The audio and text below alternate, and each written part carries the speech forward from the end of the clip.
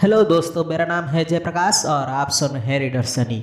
आज हम जिस किताब की हिंदी समरी सुनेंगे उसका नाम है 10% happier by Dan Harris. 10% happier इस दिमागपन अभ्यास के पीछे विज्ञान के लिए एक बहुत ही गैर शराबी दृष्टिकोण लेकर और आपको दिखाता है कि तनाव मुक्त जीवन जीने के लिए अपने अहंकार को कैसे और क्यों छोड़ना महत्वपूर्ण है। इसके द्वारा संदेहियों को ध्यान में आसान मिलता है। एबीसी न्यूज संवाददाता के रूप में जीवन को बहुत अच्छा महसूस करना चाहिए, है ना? वेतन बहुत अच्छा है, लाखों लोग आपका चेहरा और नाम जानते हैं और आपको सभी को ये बताने को मिलता है कि क्या महत्वपूर्ण है, लेकिन कुछ के लिए दबाव बहुत अधिक हो सकता है और वे टूट जाते हैं। ये 12 साल पहले डैन हैरिस के साथ हुआ था और राष्ट्रीय टेलीविज़न पर एक live on air panic attack में उनकी आवाज़ टूट गई थी, ये मानते हुए कि यह उनके स्वयं और जीवन में कुछ देखने का समय है। उन्हें तनाव के विज्ञान और अंत में दिमागपन में एक लंबी यात्रा शुरू की। मूल रूप से खुद एक संयमवादी, डैन ने अंततः ध्यान की शक्ति से अपने अहंकार को बस में करना सीख लिया और 2000 के इस बेस्ट सेलर में अपने पाठों को साझा किया। आपको ये दिखाने के लिए यहाँ 3 पाठ दिए गए हैं। आपका अहंकार समस्या क्यों पैदा करता है, कि इसे जाने देने से आप अपना स्पर्श नहीं खोएंगे और ध्यान इस प्रक्रिया में कैसे मदद करता है। तुम्हारे अहंकार के साथ समस्या यह है कि वो कभी संतुष्ट नहीं होता। सरल बनो, साधारण व्यक्ति नहीं। क्यों? अपने अहंकार को छोड़ना आपको एक धक्का मुक्की नहीं बना देगा। ध्यान आपकी चौथी आदत प्रक्रिया देकर आपके दिमागीपन और करुणा को बढ़ाती है। अपनी खुशी को कम से कम 10% बढ़ाने के लिए तैयार हैं? तो चलिए सुनते हैं इस बुक के 3 महत्वपूर्ण पाठ को। पाठ 1, लगातार अधिक चाहने से आपका अहंकार आपकी खुशी के रास्ते में आ जाता है। वर्तमान में अभिनय करने के बीच घर्षण, लेकिन भविष्य और अतीत के बारे में लगातार सोचते रहने से आपका अहंकार को संतुष्ट करना असंभव हो जाता है। इस मुद्दे को एक हार्ट टोल द्वारा द पावर ऑफ नाउ में भी इसी तरह से संबोधित किया गया है। डैन हैरिस का कहना है कि आपका अहंकार लगातार आपकी संपत्ति, रूप और सामाजिक स्थिति को देखकर आपके मूल्य का आकलन करता है और फिर इसके साथ तुलना करने के लिए अगले सबसे अच्छे व्यक्ति को ढूंढता है। इसीलिए आपके अहंकार की डिफ़ॉल्ट सेटिंग अधिक है। जिस क्षण आप अपने अहंकार को एक नई उपलब्धि, खिलौना या तारीफ खिलाते हैं, इच्छा के लिए आधार रेखा रिसेट हो जाता है और ये अगली चीज़ की तलाश शुरू कर देती है।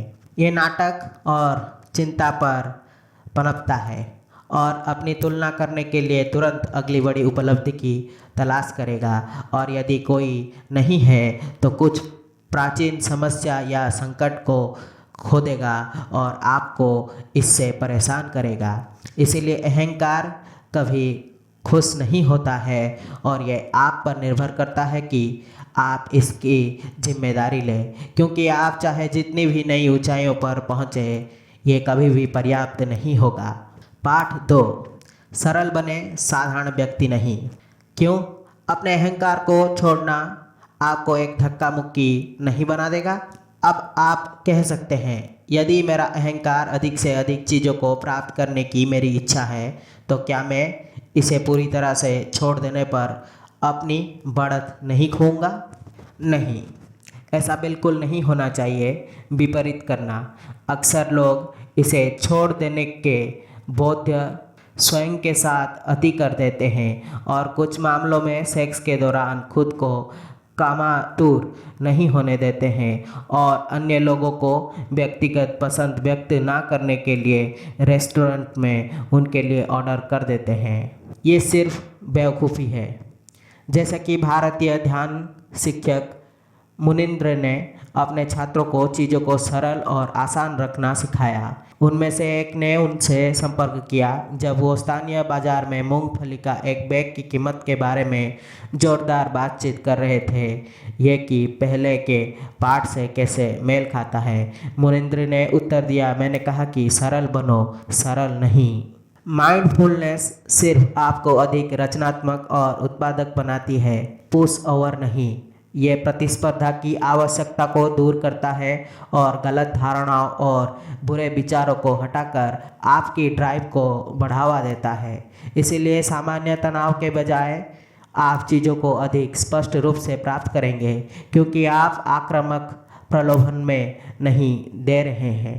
ध्यान वापसी के दौरान डैन ने खुद को पृष्ठ पर नोटों से भरते हुए पाया, क्योंकि उनका दिमाग कम अव्यवस्थित और अराजक था और उनकी रचनात्मकता स्वतंत्र रूप से प्रभावित होती थी। पार्ट 3। ध्यान आपको चौथी आदतन प्रक्रिया देकर आपको अधिक जागरूक और दयालु बनाता है। तो ऐसा क्या है ध्यान में जो हमें अहंकार को बस में करने की और हमारी ड्राइव को बढ़ावा देने में मदद कर सकता है? यह हमें और अधिक जागरूकता बनाता है और हमें इस पल में जीने में मदद करता है। साथ ही दूसरों के प्रति अधिक दयालुता से कार्य करता है। ध्यान आपके चौथे आदतन प्रक्रिया देकर इसे प्राप्त करता है।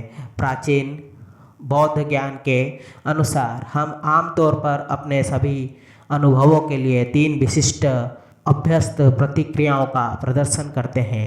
आशा करता हूँ कि आपको ये बुक की हिंदी समरी अच्छी लगी होगी। अगर आपको मेरी वीडियो पसंद आई तो इसे लाइक करें और शेयर करें और ऐसे वीडियोस देखने के लिए मेरे चैनल को सब्सक्राइब करें।